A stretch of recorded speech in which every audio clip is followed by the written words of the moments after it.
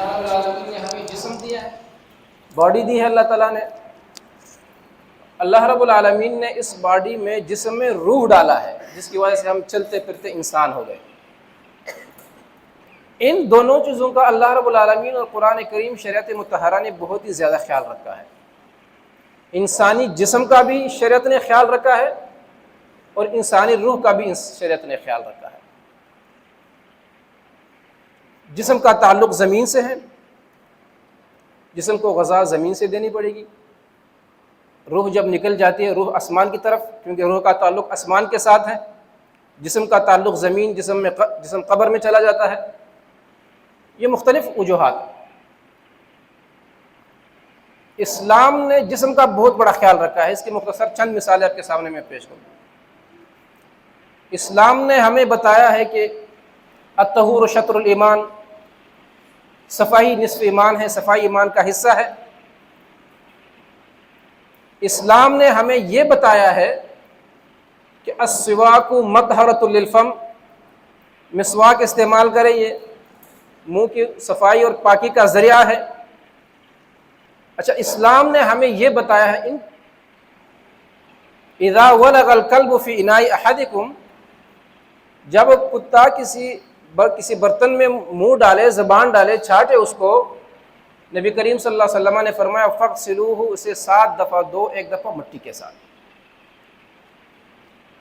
اسلام نے ہمیں یہ بتایا ہے کہ اذا وقع الذباب فی اناء احدکم، جب مکھی کسی برتن میں گر جائے، اگر آپ اسے پانی چائے وغیرہ استعمال کرنا چاہتے ہیں تو آپ اس مکھی کو 1 دفعہ پانی میں ڈبوئیں، مکمل ڈبو کے، تو اس کے بعد باہر نکال کر پھینک دیں. اور پانی اگر آپ استعمال کرنا چاہتے تو استعمال کریں، آپ کر سکتے ہیں، یہ حرام اور نجس نہیں ہوا ہے.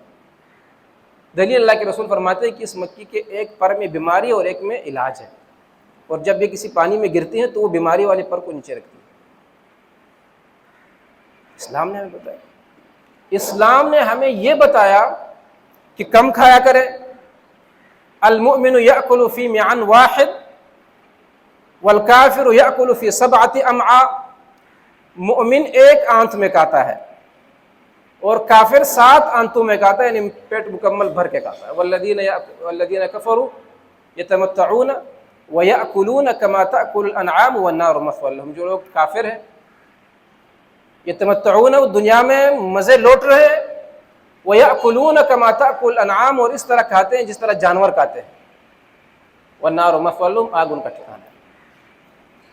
اسلام نے ہمیں یہ بتایا ہے کہ کفوا صبیانکم، اپنے بچوں کو روکو، حتی تذهب فوحة العشاء، یہاں تک کہ شام کا جو پہلا اندھیرا ہے یہ اندھیرا ختم ہو جائے. تو اس کے بعد اپنے بچوں کو اگر آپ باہر جانے دیں تو جانے دیں.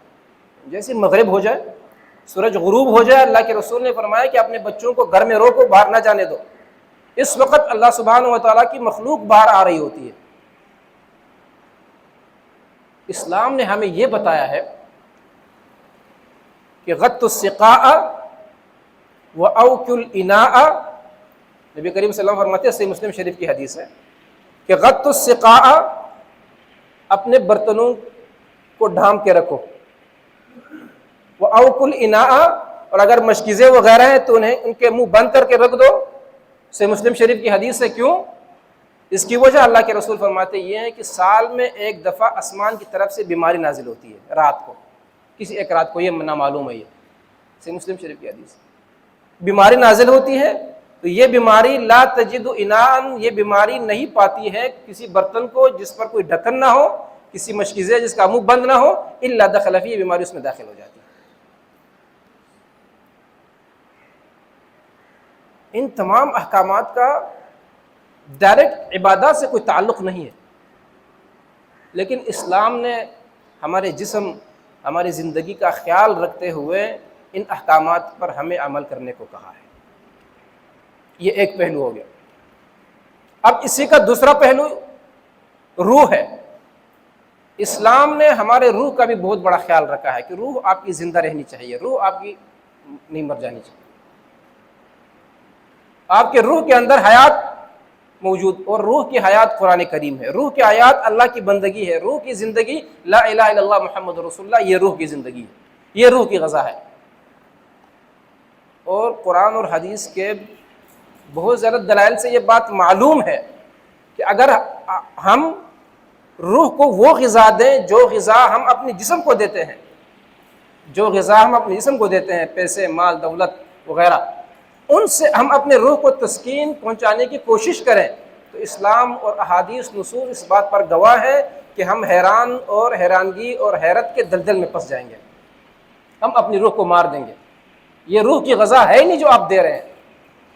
روح کو سکون کسی اچھے گھر میں نہیں ملتا، روح کو سکون بڑے بینک بیلنس سے نہیں ملتا، روح کو سکون کسی اچھے کھانے سے نہیں ملتا، روح کو سکون ملتا ہے اللہ اور اللہ کی بندگی سے، اللہ کی بندگی سے، ذکر اذکار سے، اطاعت سے، رب کی بندگی سے۔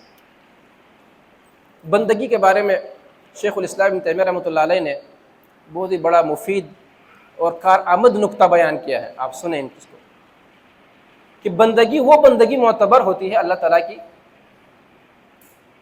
وعبادۃ الرحمن غایت حبہ مع ذل عابدی ہما قطبان، فرماتے بندگی جس طرح چکی کے دو پارٹ ہوتے ہیں، ان دو پارٹ کے بغیر وہ چکی کام نہیں کرتی ہے، گندم نہیں پیس سکتی ہے۔ اللہ کی بندگی کے بھی دو پارٹ ہیں، اگر یہ دونوں پارٹ موجود ہیں تو وہ بندگی صحیح بندگی ہے، اور اگر یہ دونوں پارٹ، یہ دونوں پرزے موجود ہیں تو اللہ کی بندگی کارآمد بندگی ہے۔ یہ وہ بندگی ہے جو آپ کی روح کو سکون بخشے گی، آپ کی روح کو وہ زندہ رکھے گی۔ وہ عبادت الرحمن، رب کی بندگی کیا ہے؟ غایت حبہ، اللہ تعالیٰ کی مکمل محبت۔ یہ بات یاد رکھیں، جب بھی اللہ کی کوئی بھی بندگی کرے، کوئی سی بھی بندگی ہو، چھوٹی بندگی ہو، بڑی بندگی ہو، اللہ سبحانہ و تعالیٰ سے محبت کی بنیاد پر کرے۔ اس بنیاد پر بندگی نہ کریں کہ یار ہم سے جان چھڑائے اور جائے، بس نہیں، اللہ کی محبت کو اپنے ذہن میں حاضر کریں، کیونکہ دنیا میں ہم کسی سے اگر محبت کرتے ہیں، دنیا میں اگر ہم کسی کو چاہتے ہیں تو مال، جمال، کمال یا بہت بڑے علم کی وجہ سے محبت کرتے ہیں، مال کی وجہ سے محبت کرتے ہیں، جمال خوبصورتی کی وجہ سے محبت کرتے ہیں، یہ دنیا میں محبت کے اسباب ہوتے ہیں۔ یہ سارے اسباب شیخ الاسلام فرماتے ہیں یہ سارے کے سارے اسباب اللہ سبحانہ و تعالیٰ موجود ہے، بہت ہی جمیل ذات ہے، اللہ سبحانہ و تعالیٰ کے خزانے ختم ہونے والے نہیں ہیں، انتہائی زیادہ مال اللہ کے پاس ہے، اللہ تعالیٰ علام الغیوب ذات ہے، یہ جتنے بھی علوم دنیا میں آئے ہیں یہ اللہ تعالیٰ کے ان علوم کی ایک جھلک حصہ ہی ہے، اور اللہ تعالیٰ کی تو بہت علوم ہے، ما نفدت کلمات اللہ کے تو کلمات ختم ہوتے ہی نہیں ہیں، یہ ساری صفتیں اللہ سبحانہ و تعالیٰ موجود ہے، لہٰذا اپنے رب کو سب سے پہلے اپنے رب سے محبت کر کے اس محبت کی بنیاد پر اللہ کی بندگی کریں۔ وعبادۃ الرحمن غایت حبہ، نمبر 2 مع ذل عابدہ، عابد کو چاہیے، بندگی کرنے والے کو چاہیے کہ وہ اپنے آپ کو اللہ کے سامنے ذلیل اور حقیر سمجھے۔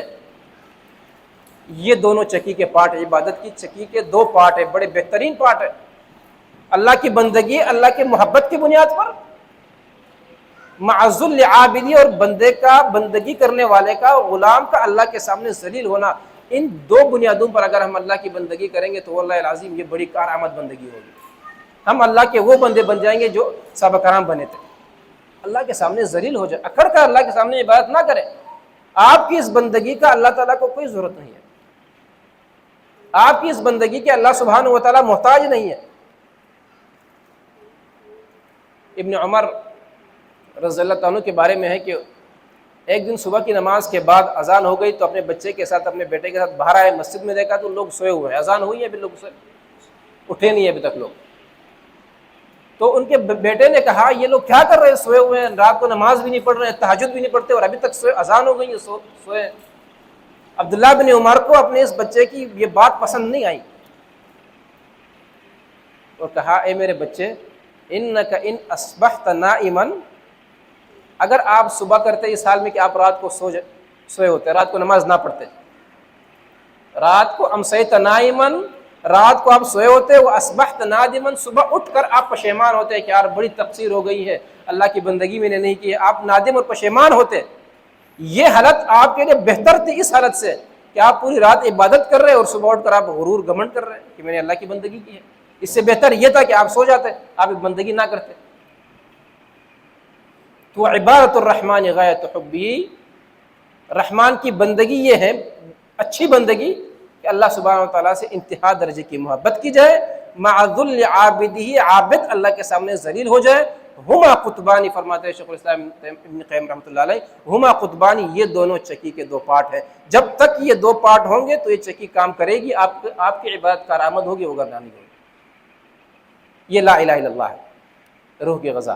محمد رسول اللہ، یہ دوسرا حصہ ہے۔ اللہ، محمد صلی اللہ علیہ وسلم اللہ کے رسول ہے، نبی کریم صلی اللہ علیہ وسلم اللہ کے رسول ہے، اللہ کے مبعوث ہے، ان کے تمام احکامات ہمیں سر آنکھوں پر رکھنے چاہیے۔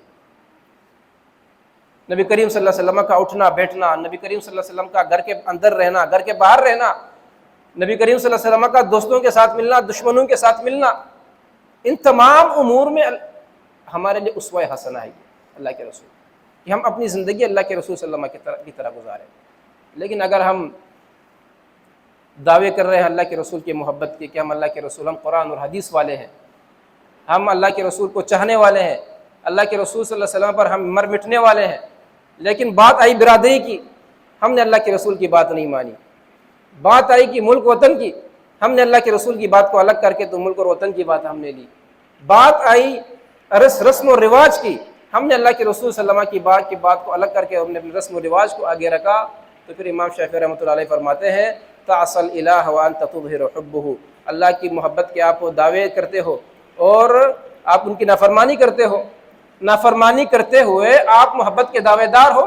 لعمری ان ھذا فی القیاس لبدیع، فرماتے ہیں کہ اللہ کی قسم، قیاس میں قانون اور قاعدے کے مطابق یہ بات بہت ہی عجیب سی بات ہے کہ آپ کسی سے محبت کا دعویٰ کریں اور وہ کہیں کہ یہ کام کرے، آپ وہ کام نہیں کریں، آپ نہیں، میں نہیں کرنے والا۔ لو کان حبک صادقا لاطعتہ، اگر آپ کی محبت اللہ کے رسول اللہ کے ساتھ سچی ہوتی تو آپ ضرور فرمان برداری کرتے۔ اس لیے ان المحب لمن یحب مطیع، محبت کرنے والا جس سے محبت کرتا ہے مطیع، فرمان بردار ہوتا ہے اس کا۔ بندگی کہ ان تمام تقاضوں کو لے کر، ان تمام تقاضوں کو مد نظر رکھتے ہوئے اللہ کے رسول صلی اللہ علیہ وسلم نے مکہ سے ہجرت کر کے مدینہ منورہ کی طرف آئے۔ اس وقت اللہ کے رسول صلی اللہ علیہ وسلم نے صحابہ کرام کے دل میں نظریہ مدینہ منورہ پیش کر دیا کہ نظریہ مدینہ منورہ یہ ہے کہ ہم وہاں جائیں گے، مشرکین کے ساتھ ہمارا یہاں رہنا نہیں ہو سکتا، مکے میں ہم اللہ کی بندگی نہیں کر سکتے، یہاں شرک ہے، یہ اللہ کی بندگی ہمیں کرنے نہیں دیتے ہیں۔ لہٰذا اللہ کے رسول صلی اللہ علیہ وسلم نے نظریہ مدینہ منورہ پیش کر دیا کہ نظریہ مدینہ منورہ آئے یہاں سے اور مدینہ منورہ آئے، اور اسی نظریے کی بنیاد پر نظریہ پاکستان بھی قائم ہوا۔ نظریہ پاکستان یہی مطلب ہے اس کا کہ ہم ہندوؤں کے ساتھ رہ کر مسلمان ایک الگ تلگ قوم ہے، دین ان کا الگ، قرآن ان کا الگ، مذہب ان کا الگ، اللہ ان کا الگ، اور ثقافت مسلمانوں کی الگ، تو لہٰذا یہ ہندوؤں کے ساتھ مل کر ایک ساتھ نہیں رہ سکتے ہیں۔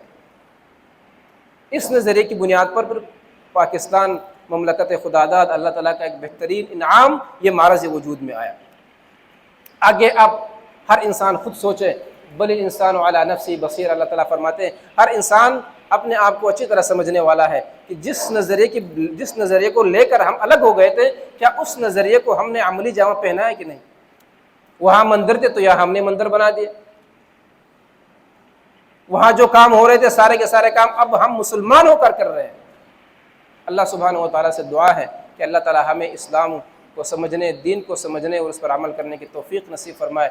اقول قولی ھذا واستغفر اللہ لی ولکم ولسائر المسلمین فاستغفروہ انہ هو الغفور الرحیم۔ جزاکم اللہ۔